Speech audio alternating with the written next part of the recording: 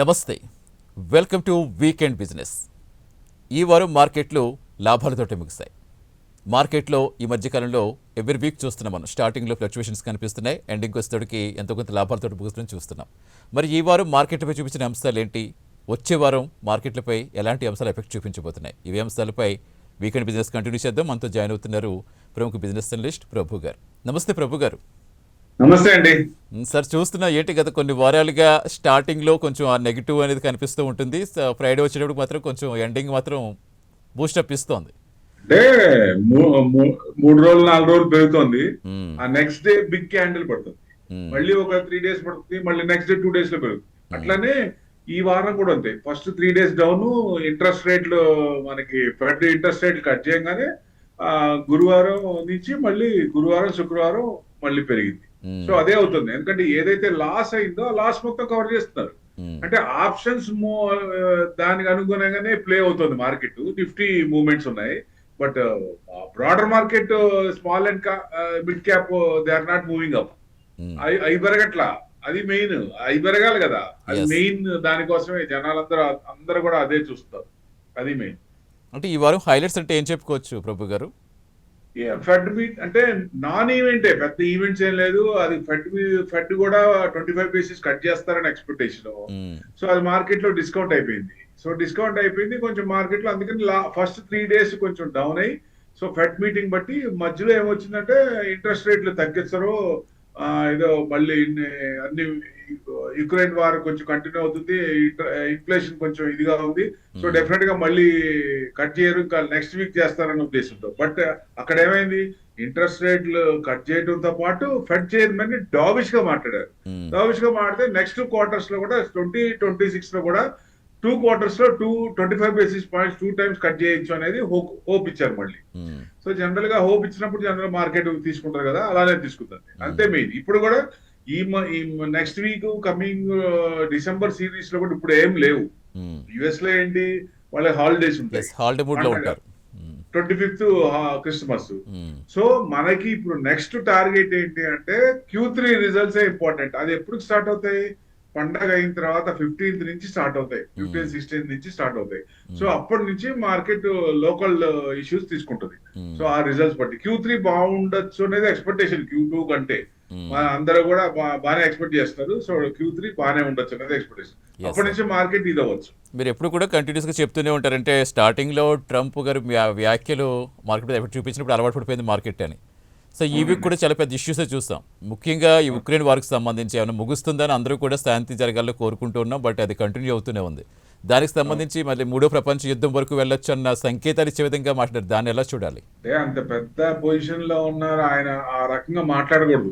మాట్లాడితే world war 3 వస్తుంది అనేది అంటే వార్స్ అంటే ఆ దేశం ఎంత ఇదవుతుంది, ఎంత మంది చనిపోతారు, ఎంత ఫైనాన్షియల్ నష్టం అవుద్ది, అసలు దారుణంగా తయారవుతుంది. ఇప్పుడు చూడండి, ఎన్నాళ్ళు పడుతుంది మళ్ళీ యుక్రెయిన్ మళ్ళీ మామూలు స్టేజ్ రావడానికి. అంటే ఏదైతే రష్యా ఆక్యుపై చేసిన ల్యాండ్ మేము ఇచ్చేయమని జెలెన్స్కీ ఏమన్నారు, ఇది పబ్లిక్ డిమాండ్ తీసుకోండి, అక్కడ జనాలు ఒపీనియన్ తీసుకొని దాన్ని ఏదైతే అది చేద్దాం అన్నాడు ఆయన. ఒక రకంగా ఆయన కూడా కరెక్ట్ చెప్పినట్టే కదా.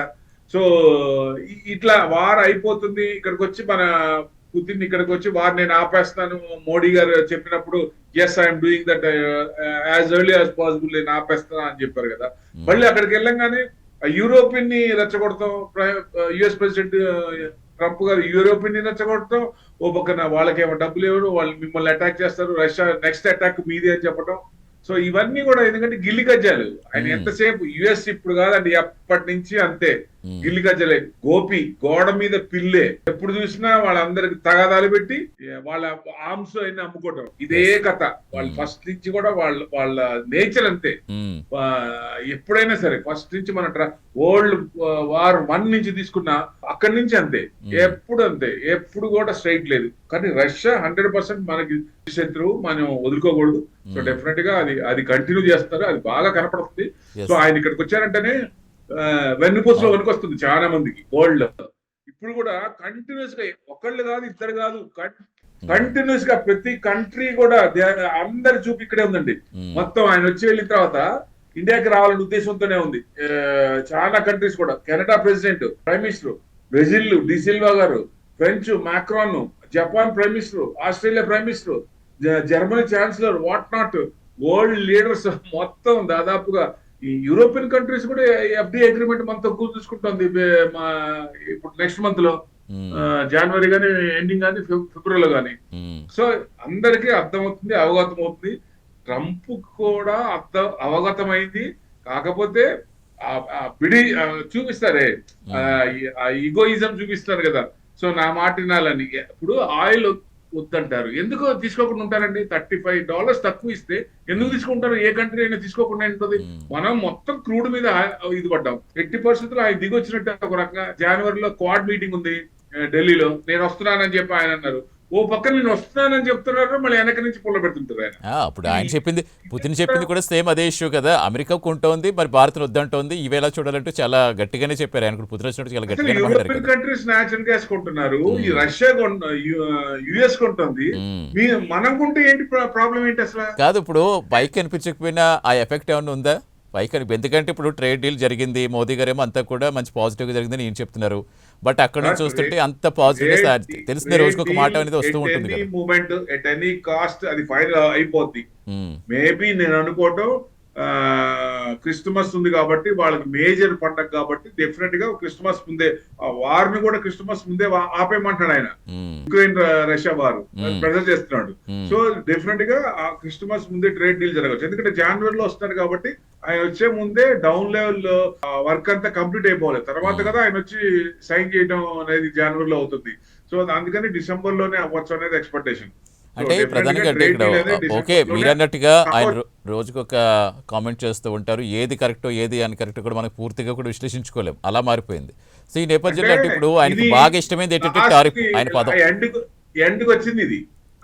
ఇప్పుడు ఎన్ని చేసినా వీళ్ళిద్దరే ముగ్గురు, చైనా, రష్యా, ఇండియా, వీళ్ళు ముగ్గురు కనుక కలిస్తే డెఫినెట్ గా డాలర్ అనేది డీడాలరైజేషన్ అవుతుందన్న భయం ఆయన వెన్నుపూసలో కనపడుతోంది.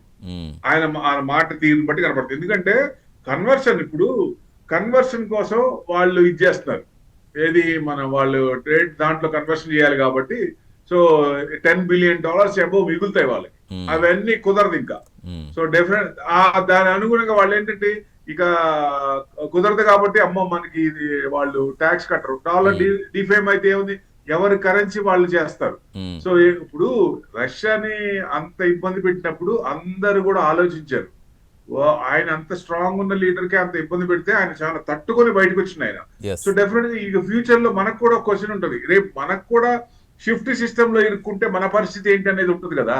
సో అందుకనే మోడీ గారు చెప్పింది మల్టీ పోలార్ వరల్డ్, అంటే ఓన్ కరెన్సీస్ తో ట్రేడ్ చేయటం. ఆయన ఈ మధ్య కాలంలో ఎక్కువ చెప్తున్నారు మల్టీ పోలార్ వరల్డ్. సో అందుకంటే ఏ కంట్రీ అయినా ట్రేడ్ చేయాలన్నప్పుడు వాళ్ళ వాస్ట్రో అకౌంట్స్ లో వాళ్ళు డిపాజిట్ చేస్తారు, వాళ్ళకి వాళ్ళ కరెన్సీలు వెళ్ళిపోతాయి.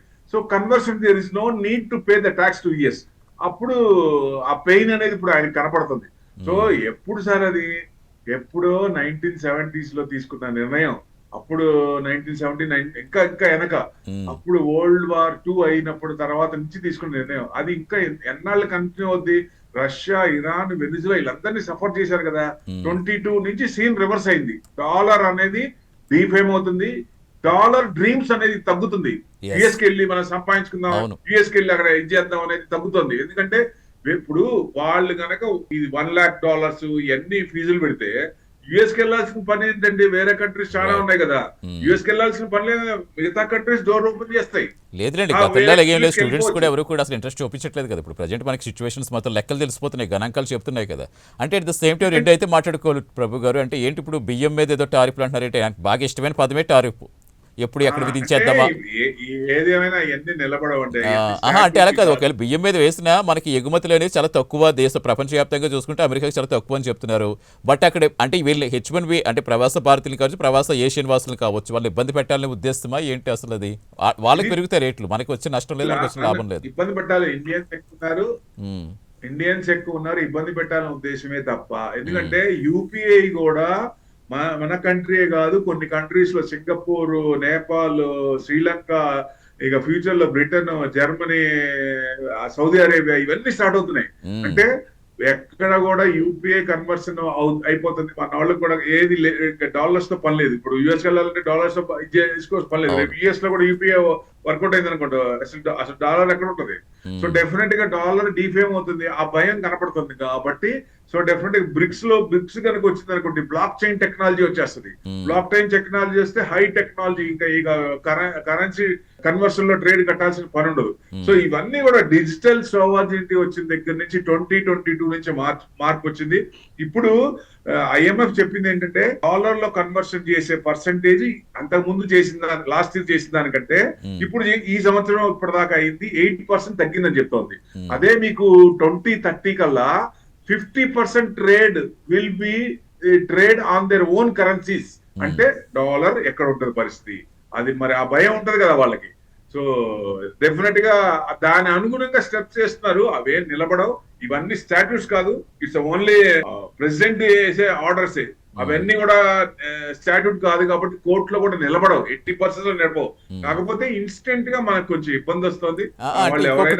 ఇంకోటి ప్రభు గారు, H1Bs ఏంటి, H1Bs ఇంటర్వ్యూస్ కూడా మొత్తం అన్ని కూడా వాయిదా పడ్డాయి, మొత్తం అన్ని కూడా మళ్ళీ పోస్ట్ పోన్ ఇది ఇబ్బంది పెట్టే అంశంగా చెప్తున్నారు. దాని గురించి చేస్తారు కోర్టులో కూడా రివర్స్ అయ్యే ఛాన్స్ ఉంటుంది. కోర్టులో కూడా అది నడుస్తోంది, అక్కడ వాళ్ళ కోర్టులోనే నడుస్తుంది. అది వాళ్ళకే ఆయనకి ఎగెనిస్ట్ అవుతోంది, పార్టీలో కూడా ఎగెనిస్ట్ వస్తుంది. సో డెఫినెట్ గా ఆయన ఏంటంటే ఇప్పుడు అమ్మ కూల్ అయ్యారు, ఇక్కడ నుంచి మంచిగా ఉంటారంటే నెక్స్ట్ డే నైట్ మళ్ళీ కొత్తది వస్తుంది, కొత్త ఇష్యూ వస్తుంది. ఆయన అంత కూల్ గా ఉండే టైప్ కాదు. ఎట్లయినా నా మాట వినాలి, నా మాట నెగ్గాలి అనే ఇది ఉంది, బాగా కనపడుతుంది. ఆయన గురించి ప్రపంచవ్యాప్తంగా డిబేట్ అయితే జరగాలి, ఆయన పేరు ప్రతి ఒక్కరి నోట్లో నానాలంతే. అంటే మనం ఇప్పుడు ఎందుకు అవుతుందండి, మీరు చేసే విధానాలను బట్టి ఉంటుంది. మీరు చేసే పనులు మంచి పనులు చేయండి, డెవలపింగ్ కంట్రీస్ ని పైకి లాగండి, సపోర్ట్ చేయండి. వాళ్ళని గిలిగజాలు పెట్టి వాళ్ళు కొట్టుకునేటట్టు చేసి వాళ్ళ మాంసం అయినా అమ్ముకుంటే ఎంతవరకు అది భరిస్తారు, ఎంతకాలం అని భరిస్తారు. ఇది 2022 కోవిడ్ నుంచి మార్పులు వచ్చినాయి 100%. ఇది మనం రైట్ స్టాండ్ తీసుకున్నాం, సపోర్ట్ తీసుకున్నాం. సో బ్రిక్స్ కనుక స్టాండర్డ్ అయితే వాళ్ళ పని ఇంకా మన వాళ్ళు కూడా యుఎస్ కి వెళ్ళి జాబ్ చేయాలన్న అవసరం కూడా పడదు. మనకి ఇక్కడే డెవలప్ అవుతే గ్లోబల్ క్యాపిటల్ సెంటర్స్ ఆ కంపెనీస్ కే ఇండియాకి వస్తున్నాయి, ఇండియాలో పెడితే ఇండియాలో పెట్టినప్పుడు డెఫినెట్ గా మన వాళ్ళందరూ డిమాండ్ చేయొచ్చు. ఎందుకంటే తక్కువ శాలరీస్ కి జాయిన్ అవ్వాల్సిన పని. నేను పదే చెప్తున్నా, ఇక్కడ గ్లోబల్ క్యాపిటల్ సెంటర్స్ పెట్టి వాళ్ళు తక్కువ శాలరీస్ ఇచ్చి మన శ్రమ దోపిడీ చేసుకుందాం అనుకుంటారు వాళ్ళు. 100% ఇక్కడ డిమాండ్ చేయండి అని చెప్తున్నా నేను. ఇక్కడ ఉండి ఇంటర్వ్యూకి వెళ్లే వాళ్ళు ఏ మాత్రం వెనకడి చేయాల్సిన పని లేదు. మీరు శాలరీస్ అక్కడికి ఉన్న దానికి అంత డిమాండ్ చేయలేం కాబట్టి ఒక 50% 30% ఇప్పుడున్న దాని మీద పెంచి ఎక్కువ తీసుకోవాలి. 100% డిమాండ్ చేస్తే డెఫినెట్ గా వాళ్ళు దారికి వస్తారు. ఇక్కడ ఉన్న వాళ్ళు కూడా యుఎస్కి వెళ్ళి మనం అక్కడ ఉండాలన్న అవసరం పడదు. హ్యాపీగా ఇండియాలో ఉండొచ్చు, ఫ్రెండ్స్ తో ఉండొచ్చు, ఫ్యామిలీస్ తో ఉండొచ్చు, హ్యాపీగా ఉండదు. 5 days వరకు 2 days you can enjoy. That's అప్పుడు. ఎందుకంటే మార్కెట్ లో కూడా ఇన్వెస్ట్మెంట్స్ అనేవి ఇంకా పెరుగుతాయి. గ్లోబల్ క్యాపిటల్ పే చెక్స్ కూడా ఎక్కువ అవుతాయి కాబట్టి ఇన్వెస్ట్మెంట్ పెరుగుతుంది, మార్కెట్ బాగుంటాయి, దేశం కూడా బాగుంటుంది. ఎస్, ఖచ్చితంగా మన ఇన్కమ్ మన దగ్గర ఉంటుంది. అంటే ఉక్రెయిన్ వార్కి సంబంధించి మీ అనలైజేషన్ ఏంటి, ఆగుతుందని అనుకోవచ్చాక ఎండింగ్ వచ్చింది? అది ఎండ్ పాయింట్ కి వచ్చింది. ఎందుకంటే అక్కడ యుక్రెయిన్ లో కూడా మరి ఇప్పుడు చూస్తుంటే మరీ దారుణంగా ఉన్నాయి. బిల్డింగ్స్ అన్ని మరీ దారుణం. జనాలు చచ్చిపోతున్నారు. అది ఇంకా చిన్న పిల్లల్ని కూడా చంపేయడం దారుణం కదండి. అది ఎంతవరకు కరెక్ట్? ఎక్కడో చోట ఎండ్ పాయింట్ పడాలి. మన మోడీ గారు చెప్పినట్టు యుద్ధాల సమయం కాదు ఇది యుద్ధాల సమయం కాదు. 80% ఇది అడ్జస్ట్మెంట్ చేసుకోవాల్సిందే. డెఫినెట్ గా ఏదో ఒక రకంగా నయానా భయానా ఏదో ఒకటి యుద్ధం ఆగాల్సిందే, ఆగి తీరాలి. ఈ డిసెంబర్ లో ఆగి తీరాలి అది. ఎందుకంటే ఎన్ని ఒక సంవత్సరాలు ఎన్ని సంవత్సరాలు టూ మచ్ కదా. అది ఎంత నష్టం దేశానికి. ఇప్పుడు జెలెన్స్కీకి ఏం కాదు, ఈ జెలెన్స్కీ గానీ పుతిన్ గానీ ఒకవేళ ఏదైనా పవర్ పోయినా ఏదైనా అయినా ఎక్కడ ఉంటారండి? వేరే కంట్రీస్ లో ఉంటారు. మనం చూడట్లా ఆ కంట్రీస్ లో బాగా సంపాదించుకుని ఆ కంట్రీస్ ఏదైనా ఎగనెస్ట్ వచ్చినప్పుడు వెళ్ళి వేరే కంట్రీస్ లో, European countries, middle east countries లో ఉంటున్నారు. వాళ్ళకి ఏం ఇబ్బంది. ఎవరు ఇబ్బంది పడేది? జనమే కదా. ట్యాక్స్లు కట్టాల్సింది, బతకాల్సింది జనమే కదా. జనాలు నాశనం అయిపోతున్నారు. ఇది కరెక్ట్ కాదు కదా. డెఫినెట్ గా. సరే, ఇంకా మళ్ళీ లోకల్ ఇష్యూస్కి వస్తే ఏంటి, సిల్వర్ ఏకంగా 2 లక్షలు రికార్డ్ మొత్తానికి పలికేస్తుంది అంటే ఏంటి, ఎలా చూడాలి? ఇంకా పెరిగిపోతుందా ఏంటది? మీకు గుర్తుందా లేదో 2.5 వస్తుంది. ఫస్ట్ టార్గెట్ 2 పెట్టుకోండి అని చెప్పాను. అవును, చెప్పారు. 2 లక్షలు టచ్ అయింది. 2 లక్షల 1,000 అంటే 2 లక్షల 1,000 అనుకుంటా. సో డెఫినెట్ గా అది టచ్ అయింది. సో ఇక నెక్స్ట్ ఏంటంటే అంటే 3 స్టెప్ ఫార్వర్డ్ 1 స్టెప్ బ్యాక్వర్డ్ ఉంది. అంటే 3 స్టెప్పులు ముందుకేస్తే 1 స్టెప్ బ్యాక్వర్డ్ వస్తుంది. నిన్న హై ఎంత అండి? 2,01,615. మన మార్కెట్ పడేదాకా పెరిగింది. మన మార్కెట్ పడిన తర్వాత నైట్ బాగా పడిందండి, 9,000 పడింది. అంటే క్లోజింగ్ వచ్చేసి 1,92,615 ఎక్స్చేంజ్ లో. సో హై ఉన్నప్పుడు ఏంటంటే యుఫోరియా ఉంటుంది, అమ్మో పెరిగిపోయింది ఇక్కడ కొంచెం మన కింద కొనుక్కున్న వాళ్ళు ప్రాఫిట్ బుక్ చేస్తారు. So 1 step will week backward. కానీ ఇంకా కన్సంప్షన్ పెరుగుతూనే ఉంది, డిమాండ్ పెరుగుతూనే ఉంది, డాలర్ తగ్గుతుంది, అప్పుడేముంది బూలియన్ మార్కెట్ పెరుగుద్ది. సో డెఫినెట్ గా ఇంకొంచెం క్వశ్చన్ ఉంది. సో డెఫినెట్ గా 2.5 స్క్రీన్ మీద చూస్తావా అంటే మనం ఎక్స్చేంజ్ లో నాట్ అవుట్ సైడ్ కాదు, ఎక్స్చేంజ్ లోనే 2.5 లక్షలు చూసే అవకాశం ఉంది. నేను ఎవరికైనా అదే అంట, 2 లక్షలు దాటిన తర్వాత 225 దాటిన తర్వాత అప్పటి నుంచి వెళ్ళటం అండి. ఎక్కడైనా సరే మళ్ళీ కొంచెం ఇది కావచ్చు, ఏదైనా కొంచెం 1 స్టెప్ వస్తుంది కాబట్టి ఇది ఇప్పుడైనా సరే 190కి వచ్చింది. ఇంకేదైనా 1-2 డేస్ కొంచెం డౌన్ ఉన్నా చూసుకొని మళ్ళీ ఎంటర్ అయితే మళ్ళీ 2.5 వరకు అక్కడ వరకు వెళ్లే ఛాన్స్ ఉన్నాయి. అంటే ఇన్వెస్ట్మెంట్ పరంగా అయితే 100% ఇంకా సిల్వరే చూడొచ్చు. సిల్వర్ లో మీకు బేసిక్ గా ఇన్వెస్ట్మెంట్ చేయొచ్చు, ఈటీఎఫ్లు కానీ డైరెక్ట్ దాని డెలివరీ తీసుకొని హోల్డ్ చేయటం కానీ. ఎందుకంటే కొంతమంది కస్టమర్స్ ఏం చేస్తారంటే గోల్డ్ అంటే మనం చూస్తూ వచ్చాం, కొంచెం ఎప్పుడు కూడా పెద్దగా తగ్గిన సందర్భం లేదు, కానీ ఇంచుమించుగా 1000 అటు ఇటుగా పెరుగుతూనే వచ్చింది, అటు ఇటుగా 1000 ఉండేది. బట్ సిల్వర్కి వస్తే ఒకసారి 75, ఒకసారి 50కి వచ్చింది, ఒకసారి 90కి, ఒకసారి 60కి వచ్చింది. ఇలా రావడంతో ఒక నెల పెరుగు వెనక్కి వచ్చేస్తుందేమో అని చాలా భారీ ఎత్తున అమ్మేస్తున్నారని మధ్యన రోజుకు ఒక న్యూస్ వింటున్నాం. అంటే అలాంటి వాళ్ళకి మీరు ఇచ్చే అడ్వైజ్ ఏంటి? ఫస్ట్ టైం మనకి 75,000 సిల్వర్ వచ్చినప్పుడు అప్పుడు స్ట్రక్చరల్ గా ఏం లేదు, ఇప్పుడు స్ట్రక్చరల్ గా పెరుగుతోంది, డిమాండ్ ఉంది. సప్లై డిమాండ్ లో డిమాండ్ ఎక్కువ ఉంది, సప్లై తక్కువ ఉంది. So consumption, industrial consumption, usage ఎక్కువ అవుతుంది అక్కడ, అది చూడాలి మనం. ఇదివరకు అది లేదు, ఇప్పుడు యూసేజ్ పెరుగుతుంది, డిమాండ్ ఉంది, సప్లై లేదు. సో దాని ఆటోమేటిక్ ఏమవుతుంది, రేట్ పెరిగిపోతుంది. జరుగుతుంది. సో కాబట్టి డెఫినెట్ గా సిల్వర్ ని హోల్డ్ చేసుకుంటే బెటర్. 2.5 గుర్తుపెట్టుకోండి, ఎక్స్చేంజ్ లో, నాట్ అవుట్ సైడ్. అంటే ఎక్స్చేంజ్ అవుట్ సైడ్ ఇంకా ఎక్కువ ఉంటుంది, ఎందుకంటే అవుట్ సైడ్ జిఎస్టీ 3% వేయాలి, ప్లస్ ప్రీమియం తో కూడా అమ్ముతారు బయట. సో డెఫినెట్ గా ఎక్స్చేంజ్ లోనే 2.5 లక్షల వరకు రావచ్చా అంటే ఎక్కువ ప్రాబిలిటీస్ ఉన్నాయి. అంటే నేను చెప్పాను కదా అని ఇప్పుడే వెళ్ళి రేపొద్దున కొంటే రేపొద్దున టకటక పెరుగుద్దని కాదు. మనం బ్రాడ్ మైండ్ పెట్టుకొని లాంగ్ టర్మ్ 5 years అబో లేదా 8 years, 5 to 8 years టార్గెట్ పెట్టుకొని ఎప్పుడు వస్తే అప్పుడు 2.5 లోపల ఎప్పుడు వస్తే 230, 225 నుంచి యాక్టివ్ అవ్వాలి. అక్కడి నుంచి ఎక్కడో చోట మనం తిరుగుతుంది, డౌట్ వచ్చినప్పుడు ఎగ్జిట్ అవడం బెస్ట్, ప్రాఫిట్ బుక్ బెస్ట్. ఇప్పుడు ఏంటంటే కొంచెం తగ్గింది, ఒక 10,000 తగ్గింది. సో మళ్ళీ 1-2 days కొంచెం కన్సల్టేషన్ అయ్యి మళ్ళీ తీసుకుంటుంది. ఎప్పుడైతే టైట్ కన్సల్టేషన్ అవుతుందో నెక్స్ట్ బ్రేక్అవుట్ ఎక్కువ ఉంటుంది. So this is what happening in silver continuously. కొంచెం పెరుగుతోంది, అక్కడ కన్సల్టేషన్ తీసుకుంటుంది, మళ్ళీ అక్కడ టైట్ కన్సల్టేషన్ అవగానే మళ్ళీ పెరుగుతోంది, మళ్ళీ అక్కడ కొంచెం కన్సల్టేషన్ తీసుకుంటే మళ్ళీ నెక్స్ట్ స్టెప్కి వెళ్తుంది. అక్కడ అట్లానే 2 లక్షల వరకు వచ్చింది. సో ఇప్పుడు 190కి వచ్చింది, మళ్ళీ చిన్నగా మళ్ళీ ఈసారి ఏమవుద్ది 215 అవుద్ది, అట్లా చిన్నగా జంప్ అవుతుంది. సో మనం అది మనసులో పెట్టుకుని ఎందుకు అవుతుంది, కన్సంప్షన్ వల్లే. కన్సంప్షన్ బాగా పెరుగుతుంది కాబట్టి. సో ఈవీస్ ఇంకా పెరిగినాయి అనుకోండి, ఇప్పుడు ఈవీఎస్ కి మనకి ఫుల్ లెంత్ గా రాలేదు, చిన్నగా పర్సంటేజ్ పెరుగుతోంది, మరి సిల్వర్ వాడుతున్నారు. అదే ఫసల్ ఫ్యూయల్ మొత్తం ఆపేసి రేపటి నుంచి ఈవీస్ కంపల్సరీ కొనాలి అంటే ఏమవుతుంది పరిస్థితి, పెరుగుతుంది కదా. ఆటోమేటిక్ గా సోలార్ 100% సోలార్ లో పెరుగుతుంది. సో ఆటోమేటిక్ గా డిమాండ్ ఇది. సో ఇంకా ముందుకు చూస్తే తగ్గటం లేదు, కానీ ఇంకా పెరిగే ఛాన్స్లే కనపడుతుంది. ఈ తగ్గటం అని చూస్తే ప్రాఫిట్ బుకింగే, భయపడి హైలో ఉంది ప్రాఫిట్ బుక్ చేసుకోవడం తప్ప మామూలుగా అయితే ఇది ఇంకా ఇప్పట్లో తగ్గేది లేదు, ఇంకా పెరుగుతూనే ఉంది. ఫ్యూచర్ లో కూడా silver will dominate the yellow. But one more metal is there అని చెప్పాను నేను, కాపర్ కూడా ఆల్ టైమ్ హై క్రాస్ అవుతుందండి కంటిన్యూ, అది కూడా బాగా పెరిగింది. దాదాపుగా 410 హిందీ కాపర్ చూసుకుంటే మంచి స్క్రిప్ట్ ఇంకా 330 నుంచి 370కి వచ్చింది, 370 నుంచి 410 వరకు రావచ్చు. కాపర్ డిమాండ్ కూడా ఇండస్ట్రియల్ యూసేజ్ బాగా పెరుగుతుంది. ఎవరైనా ఇన్వెస్ట్మెంట్ చేసేటప్పుడు ఇప్పుడు ఏదైనా సిల్వర్ లో కొంత పర్సెంటేజ్ 70% పెట్టుకుని 30% కాపర్ లో పెట్టడం ఉత్తమం అని చెప్పాను నేను. ఆల్రెడీ ఇప్పటికే 2 బాగా పెరిగినాయి. సో ఇప్పుడు కొంచెం రీట్రేస్మెంట్ అయినా మళ్ళీ డిమాండ్ ఇంకా ఉంది కాబట్టి ఆ రెండిట్లో కూడా సేమ్ రేషియో మెయింటైన్ చేస్తే మళ్ళీ ప్రాఫిట్ వచ్చే అవకాశాలే ఉన్నాయి. ఎస్, ఖచ్చితంగా మీరు చెప్పినట్టుగా కాపర్ సిల్వర్ రెండు కూడా ఇప్పుడు డిమాండ్ ఉన్న దాని కానీ ప్రతిరోజు డిస్కషన్ నడుస్తుంది. ఎస్ సార్, సెక్టర్ వైజ్ చూసుకుంటే ఏంటి నెక్స్ట్ వీక్ ఏమైనా మేజర్ ఈవెంట్స్ ఏమైనా ఉన్నాయా? ఏ సెక్టర్స్కి ఏమైనా ప్లస్ అయ్యే అవకాశం ఉంది, ఏ సెక్టర్కి ఏమైనా కొంచెం ఎఫెక్ట్ అయ్యే అవకాశం ఉంది? ఇప్పుడు చూడండి 26,046 ఓకే 26,000 ఎక్కడండి 26,046 దగ్గర క్లోజ్ అయింది. మనం ఇప్పుడు మెయిన్ చూడాల్సిందల్లా 25,950 25,950 కట్ కాకూడదు. అది కట్ అయిందంటే మార్కెట్ బేరిష్ జోన్ లోకి వచ్చినట్టు లెక్క. 25,950 అదే కనుక 25,950 అబౌవ్ ఇదైపోయింది అనుకోండి, ఓకే అబౌవ్ నే ఉంది అనుకోండి, సో డెఫినెట్ గా నెక్స్ట్ కంటిన్యూషన్ మనకి 26,340 హై అంటే ఆ లో కనుక కట్ కాకపోతే డెఫినెట్ గా 26 రీసెంట్ హై 26,340 అక్కడ వరకు ఛాన్స్ ఉంది. సో మన టార్గెట్ ఏంటి 26,500. ఈ వారానికి 26,500 టు 26,000 టు 26,500 రేంజ్ బౌండ్ తీసుకోవచ్చు. ఈ రేంజ్ బౌండ్ లోనే ఇది అవ్వచ్చు.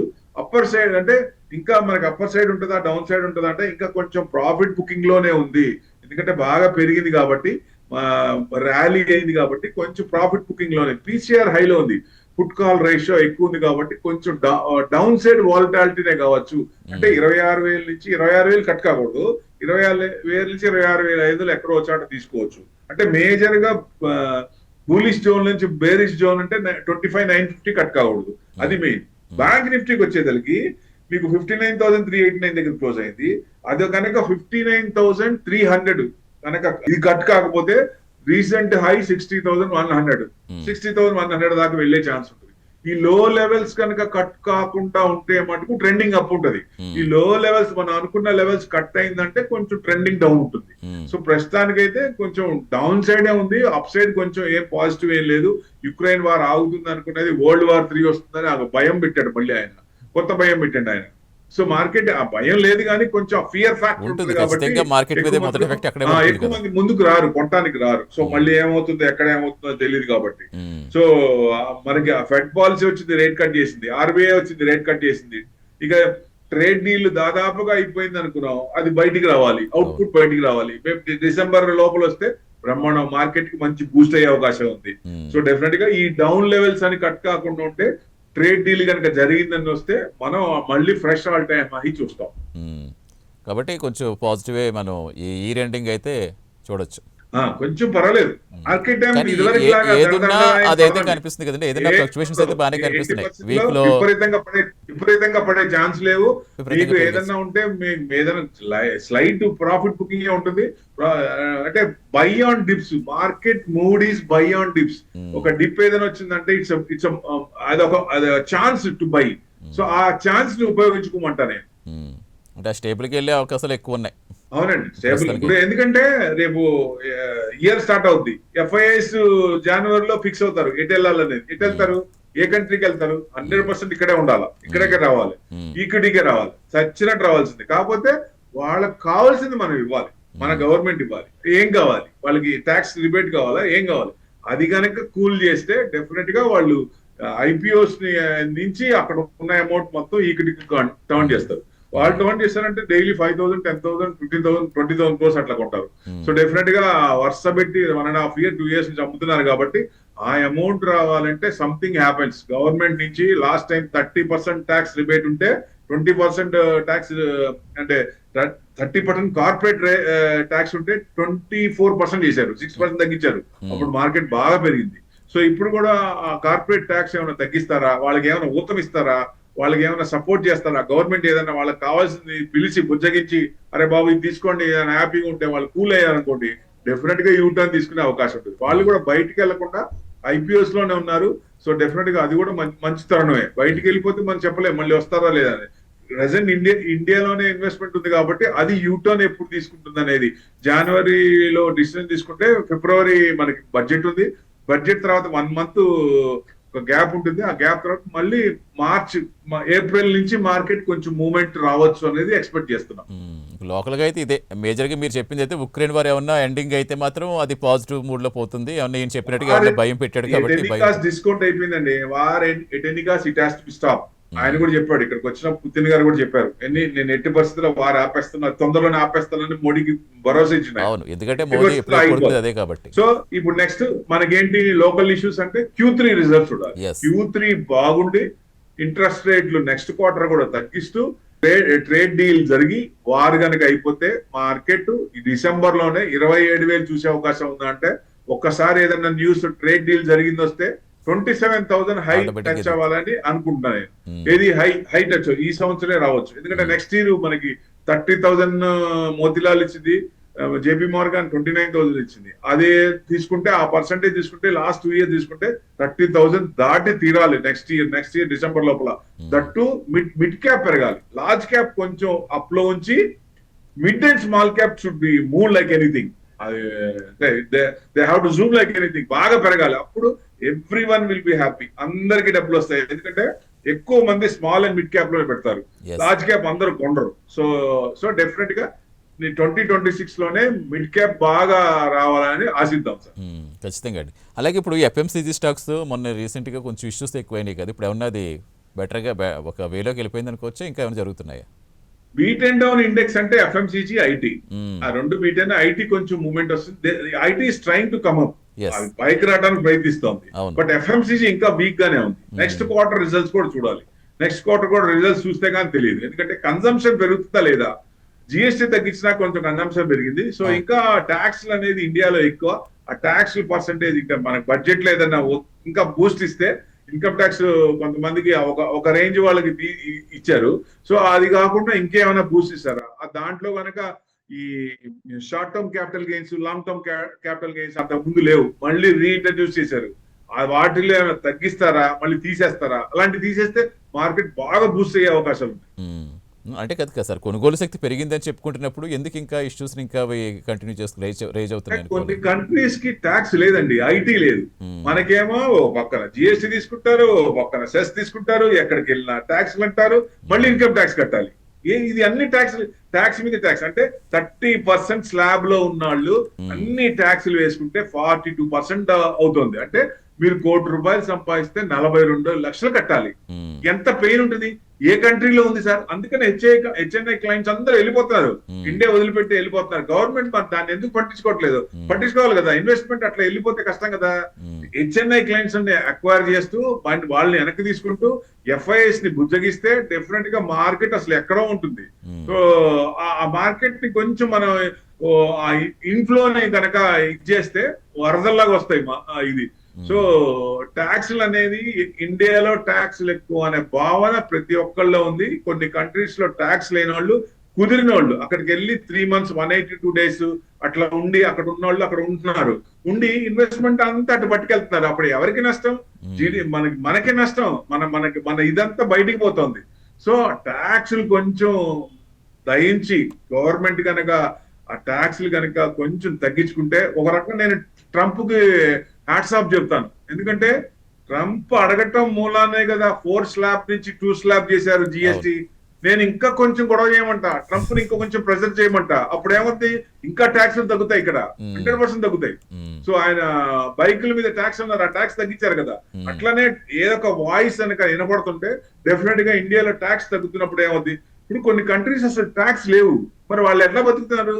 సో వనరులు ఉంటాయి, ట్యాక్స్లు కొన్ని గవర్నమెంట్ కి ఇన్కమ్ పెరుగుద్ది, ఎక్కడ ఇన్కమ్ వస్తుంది అవి చూసుకొని పెంచితే అసలు మిడిల్ క్లాస్ కి ఇన్కమ్ ట్యాక్స్ పెట్టాల్సిన అవసరమే ఉండదు. మనకి మిడిల్ క్లాస్ ఎక్కువ, ఎక్కడైనా సరే వాటిని తీసేస్తే అందరు హ్యాపీగా ఉంటారు. సో గవర్నమెంట్ కి కూడా ఎక్కడి నుంచి రావాలి మనీ అనేది, పైనుంచి కింద దాకా ఫ్లో అవుతుందా, అవట్లేదా? పెరిగిన వాళ్ళే పెరుగుతున్నారు కానీ మధ్యలో కింద ఉన్న వాళ్ళు కిందే ఉన్నారు కదా, ఆ ఫ్లో అనేది కింద దాకా రావట్లేదు.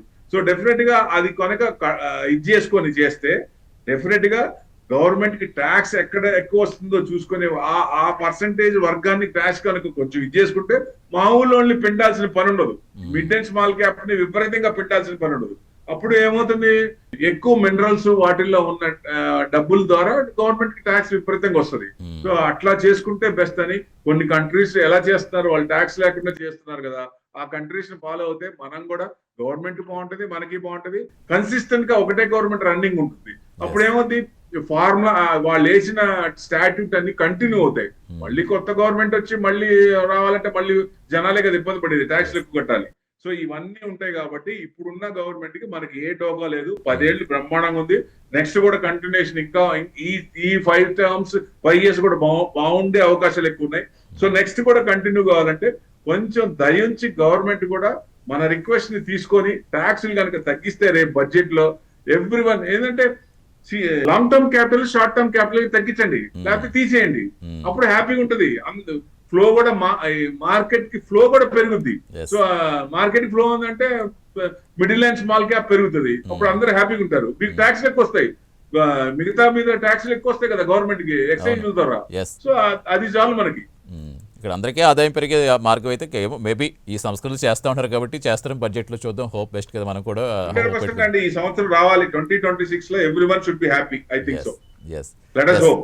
ఎస్ ఫైనల్ గా ఏం చెప్తారు? ఇప్పుడు కొత్తగా ఇన్వెస్ట్ చేసిన వాళ్ళకి ఏమన్నా కరెక్ట్ టైం అనుకోవచ్చా? అప్పుడు ఏమన్నా పెట్టుకోవచ్చు అంటారా? మనీ రెడీ చేసుకోండి, మనీ రెడీ చేసుకోండి. ఏమంటే మనం జనవరి నుంచి అలాట్మెంట్ చేసుకోవచ్చు చిన్నగా, బడ్జెట్ తర్వాత నుంచి మనం ఇంప్లిమెంట్ చేయొచ్చు. మనీ రెడీ చేసుకోండి. ఆల్రెడీ ఇన్వెస్ట్మెంట్ చేసిన వాళ్ళు భయపడాల్సిన పని లేదు. Bull market is still intact, no doubt at all.